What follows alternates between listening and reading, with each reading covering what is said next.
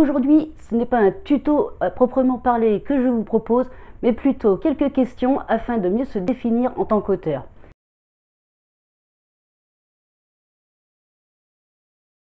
Bonjour à toutes et à tous, soyez les bienvenus chez l'écrivain, la chaîne où l'écriture est à portée de votre main. Je suis Maude et avant de commencer, j'aimerais vous inviter à vous abonner à ma chaîne YouTube en faisant comme sur cette petite animation et n'oubliez pas la petite cloche, c'est pour rester informé des dernières nouveautés. Comme je vous le disais avant de commencer, ceci n'est pas vraiment un tutoriel sur l'écriture, mais plutôt quelques questions qui m'ont été posées et qui m'ont fait dire tiens, ça pourrait me servir pour me définir en tant qu'écrivain. Je vais d'abord y répondre parce que comme ça vous saurez de quoi il s'agit, et après vous aurez les questions également dans la description de cette vidéo, juste en dessous, là, vous voyez. Et ainsi vous pourrez à votre tour répondre à ces questions. Si vous voulez, vous pouvez même y répondre en commentaire si ça vous fait plaisir et que vous avez envie de le partager avec les autres. Sinon, vous pouvez le faire pour vous-même, afin de savoir un petit peu quel genre d'auteur vous pouvez être.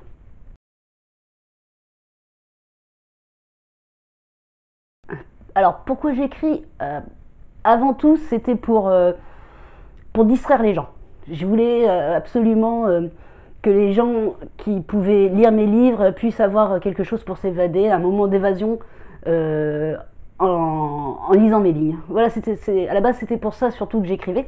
Ensuite, c'est vrai que je me suis aperçu également que dans certains de mes livres, il commençait à y avoir des messages, d'essayer de faire passer des messages, d'essayer de faire comprendre des choses. Donc ça me sert également aussi à ça, à faire passer certains messages, alors pas forcément des grands messages politiques ou qui vont changer le monde, hein, mais juste à faire passer les messages dont j'ai envie de faire parler. Et aussi, surtout, toujours de faire rêver les lecteurs, de les faire s'évader le temps au moins d'un livre.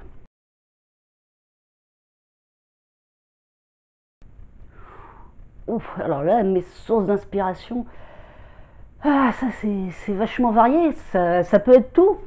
Ça peut être des lectures, ça peut être des reportages à la télévision, ça peut être des membres de ma famille. Je vois que pour le journal d'une sexagénaire, j'ai pris pas mal d'anecdotes que des proches m'ont rapportées. Donc effectivement, ça m'a permis, à force de les conserver, des anecdotes en plus, la plupart du temps assez amusantes, donc ça permet d'avoir l'inspiration et de pouvoir écrire un livre à force de pouvoir donner du volume à un personnage, des choses comme ça. Autrement, après, c'est en général, c'est mes inspirations, ça peut être c'est ça, les livres, des films, des reportages, des choses que j'ai entendues même des fois dans la rue. Alors ça va être l'inspiration. Je dis pas que toute la phrase que j'ai entendue ou des choses que j'entends dans les rues comme peut me donner carrément l'idée d'un livre, mais ça peut me permettre d'avoir, je sais pas moi, l'idée d'un dialogue ou l'idée d'un personnage. Donc c'est déjà une bonne source aussi d'inspiration. C'est assez hétéroclite en un mot.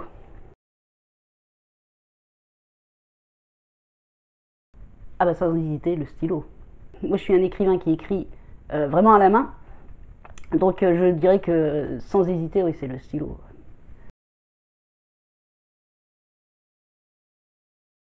L'énergie. Ah ouais, je suis... Ouais, après une séance d'écriture, plus ou moins longue, hein, ça dépend, je suis assez... je vais pas dire sur les nerfs, hein, je vais pas dire... Mais je suis assez dynamique, quoi. Je sens que mon débit vocal est beaucoup plus rapide. Je suis un peu excitée, un peu... je bouillonne d'énergie, donc ça me vide pas, au contraire, c'est vraiment quelque chose qui me remplit d'énergie, des fois peut-être même un peu trop. Je peux saouler un peu mon entourage. Après, bon, ça redescend, hein, ça, au bout d'un moment, je me calme. Mais oui, tout de suite après une séance d'écriture comme ça, je vais être pleine d'énergie, quoi.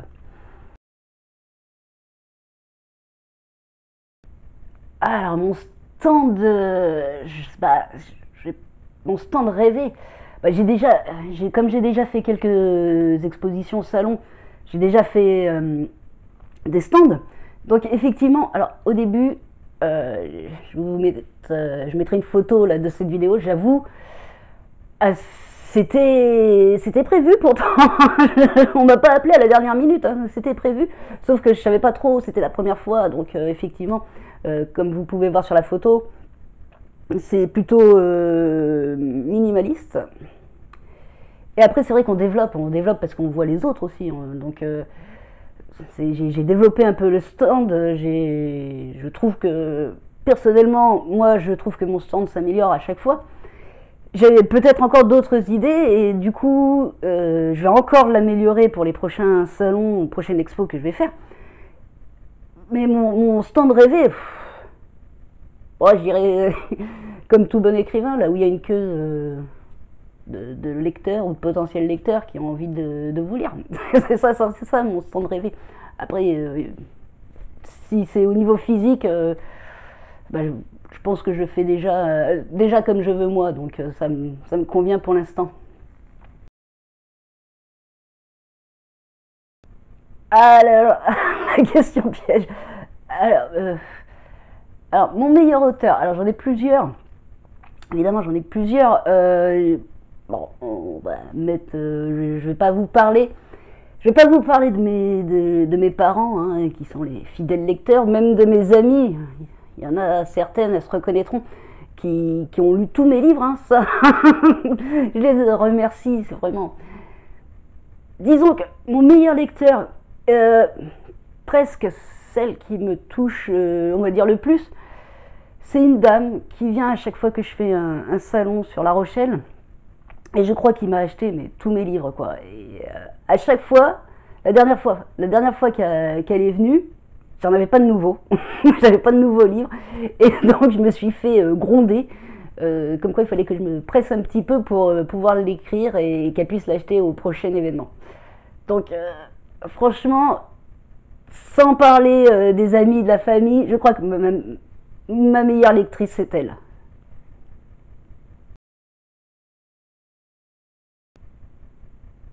Euh, oui, alors, j'ai plusieurs personnages principaux, hein, vu que j'en ai un dans chaque livre.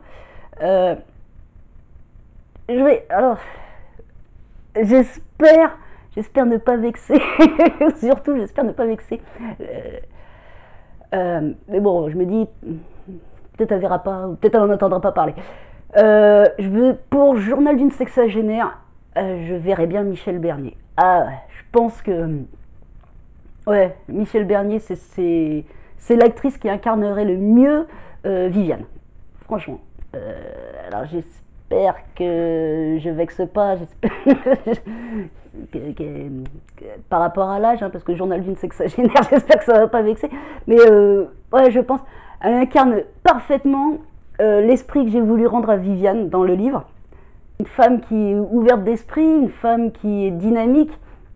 Et j'ai l'impression vraiment que Michel Bernier incarne tout ça.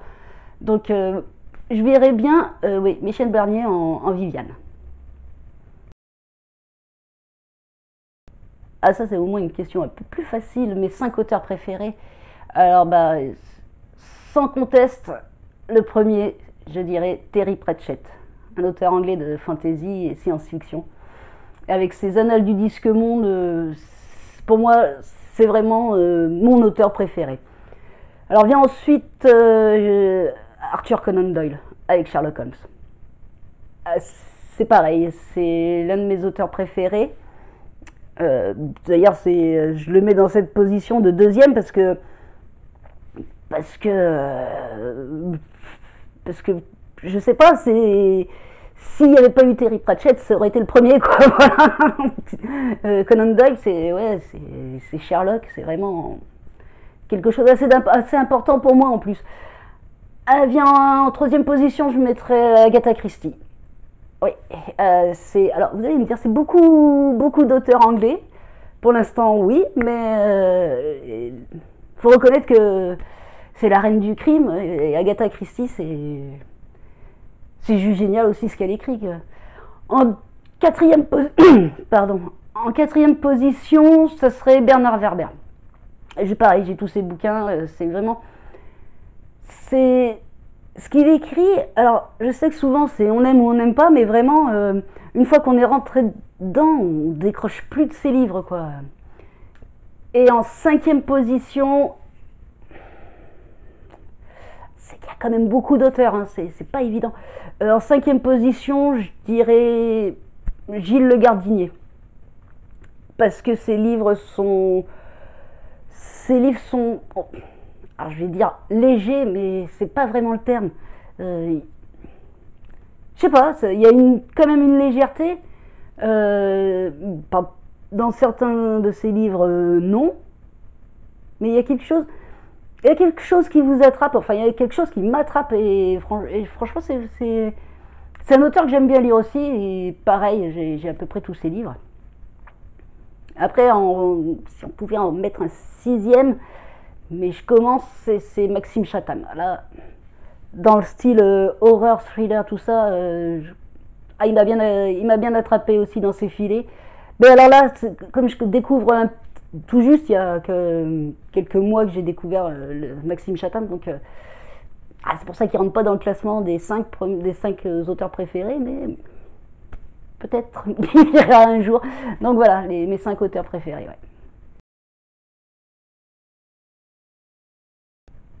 Mon pire ennemi.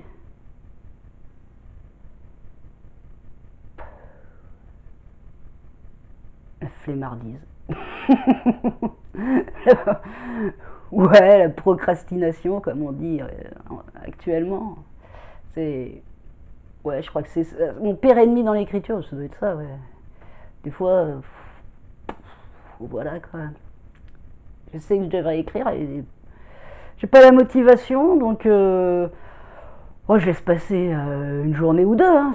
Après, c'est pas non plus l'écriture, c'est pas une course contre la montre, donc je fais ça. Je sais aussi donc qu'il faut pas que je me laisse aller à trop de flemmardise parce que on commence un bouquin et puis après on se dit au bout d'un moment bon c'est bon aujourd'hui je continue pas l'écriture et tout. C'est pas bon, au bout d'un moment on finira pas, donc faut pas que je me laisse non plus aller. En plus, je sais très bien que si je me mets au travail d'écriture, ça va me prendre, je vais écrire, je vais y rester des heures. Mais là, des fois la flemmardise des fois la flemmardise est plus forte, donc j'essaye de lutter contre le plus souvent possible. La dernière phrase que j'ai écrite. Alors, on va pas. On est un peu choqué parce que ce n'est pas pour le lire un livre. J'ai laissé un mot en marquant la chienne à manger. C'est la dernière vraiment phrase que j'ai écrite. Je n'y peux rien. C'est pas très littéraire, je vous l'accorde. Mais au moins, c'est ma dernière phrase la chienne à manger. Donc voilà, ce n'était pas vraiment un tutoriel, mais plutôt une petite vidéo pour s'amuser entre nous à se connaître un peu mieux ou à connaître au moins en tant qu'auteur et même lecteur, hein, avec certaines questions. Je vous invite à vous abonner à ma chaîne YouTube en cliquant sur la petite image qui est à côté de moi. Vous avez également une formation offerte, le lien est en dessous dans la description. Et si vous avez envie de découvrir d'autres tutoriels sur l'écriture, c'est pareil, c'est en dessous, c'est au niveau des vidéos. Je vous souhaite une bonne écriture à toutes et à tous. Je vous donne rendez-vous la semaine prochaine pour un nouveau tutoriel. En attendant, prenez soin de vous.